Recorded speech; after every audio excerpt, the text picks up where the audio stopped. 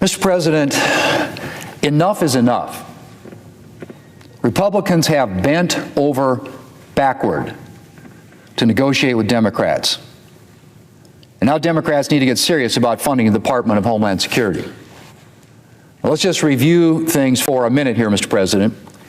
In January, Republicans and Democrats in the House and the Senate reached an agreement on the Department of Homeland Security funding bill, including a number of reforms: de-escalation training for immigration and customs enforcement officers, increased funding for body cameras, and increased oversight of border security and immigration enforcement funding.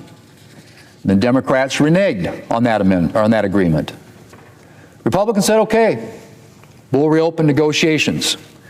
The White House offered up a robust list of additional reforms. The Democrats said no. And then over the weekend, Democrats suggested that they would agree to fund the entire department with the exception of immigration enforcement operations. And we offered them a bill to do exactly that. And Democrats still refused. Mr. President, it seems that Democrats have no interest in reaching an agreement. Many of them are perfectly willing to leave the Department of Homeland Security unfunded for the long term. They claim that they want to fund the department. They claim that they're concerned about TSA officers and others working without pay. But, Mr. President, talk is cheap, and their actions belie their words. If Democrats cared about TSA officers, if they cared about Coast Guard employees, if they cared about the vital work of the Department of Homeland Security, then they would be getting serious about closing a deal, not ceaselessly offering up the same unchanging list of demands like a broken record or a particularly nightmarish version of Groundhog Day. Mr. President, last fall, Democrats shut down the entire federal government for a record-breaking 43 days. Their Department of Homeland Security shutdown is now on its 41st day, which means that thanks to Democrats, TSA agents have spent almost half of the fiscal year working without pay. Let that sink in for a minute, Mr. President. Thanks to Democrats, TSA agents have spent almost half of this fiscal year working without pay. It's no wonder they're quitting in droves. Or that, as an NBC article yesterday reported, they've been reduced to things like selling blood and plasma. Yep, blood and plasma. That's from an NBC article, just to get by.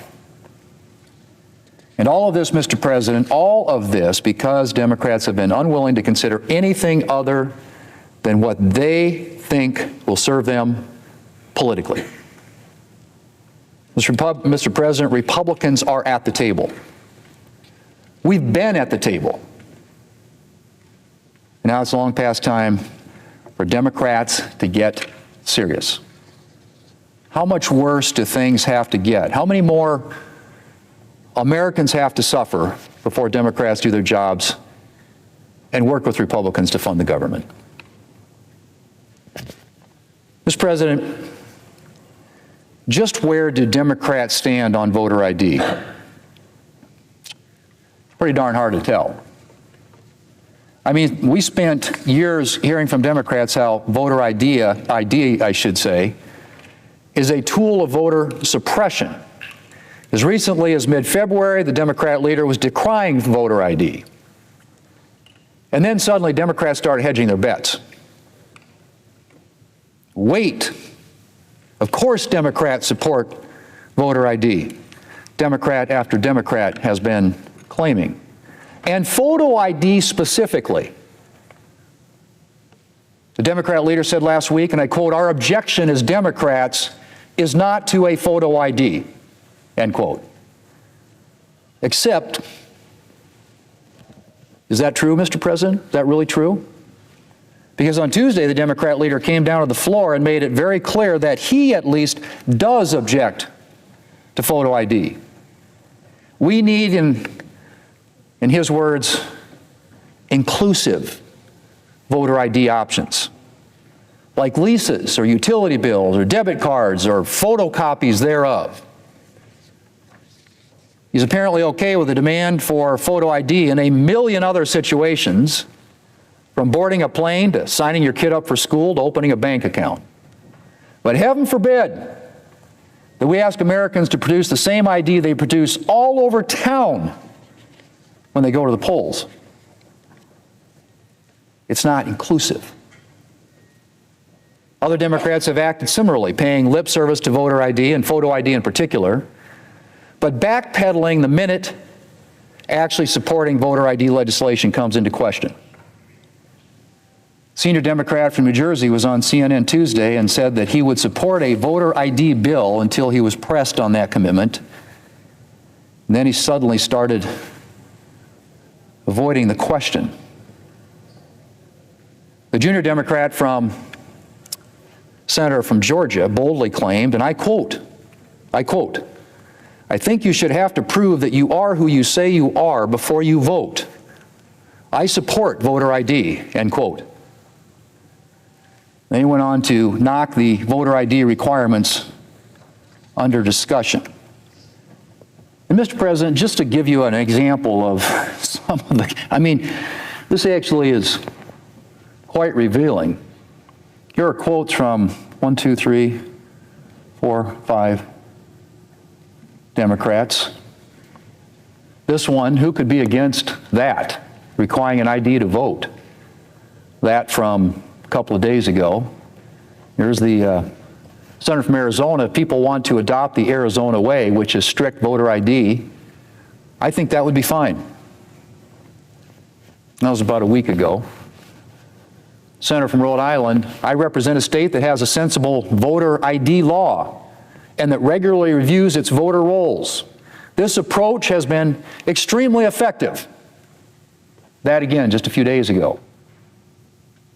And as then I said as the Democrat leader, and this is 10 days ago, Democrats support voter ID. Senator from Michigan, and I quote again, hopefully all Americans are in agreement about voter ID. That from a week ago.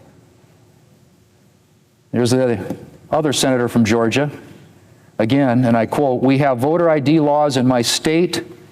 You should have to prove that you are who you say you are before you vote. That is basic. End quote. That also from about a week ago, Mr. President. So the question is, will Democrats vote the way they talk? Well, Mr. President, today, they're going to get a chance to support voter ID without supporting the Save America Act. We're going to have an amendment. We're going to have an amendment vote on a clean voter ID bill. The only thing the amendment would do would be to require a photo ID at the polls, a driver's license, a tribal ID, a military ID, a veteran ID, a passport. That's all it would say, Mr. President, and something that a lot of Democrats have been out there openly advocating for. And again, supporting this amendment doesn't require Democrats to support the overall Save America Act. It doesn't obligate them to vote in any way on the final bill. They can vote for this amendment and vote against the Save America Act. What this amendment will do, however, is force Democrats to come clean on whether or not they actually support voter ID in a real way. Not photocopies of debit cards or utility bills, as Democrats once proposed. Real IDs with photos issued by states or the federal government. The kind of IDs Americans use all the time in their daily lives. The kind of IDs that polls show Americans overwhelmingly support. Democrats have been trying to have their cake and eat it too, Mr. President, pretending that they stand with the overwhelming majority of Americans who support photo IDs at the polls while declining any occasion to put their money where their mouth is and support actual legislation. So here's their chance, Mr. President. If Democrats are being honest, if they really think that showing an ID is, quote, reasonable, as the Democrat whip claimed, then they can support this clean photo ID amendment. Clean, Mr. President. No other provisions, just a requirement to show the same kind of photo ID at the polls that Americans show elsewhere on a daily basis. No obligation to vote for the overall bill, no statement on the overall bill, just a clean photo ID provision. Mr. President, I look forward to seeing where Democrats really stand. Mr. President, I yield the floor and I suggest the absence of a quorum. Clerk will call the roll. Ms. Alster Brooks.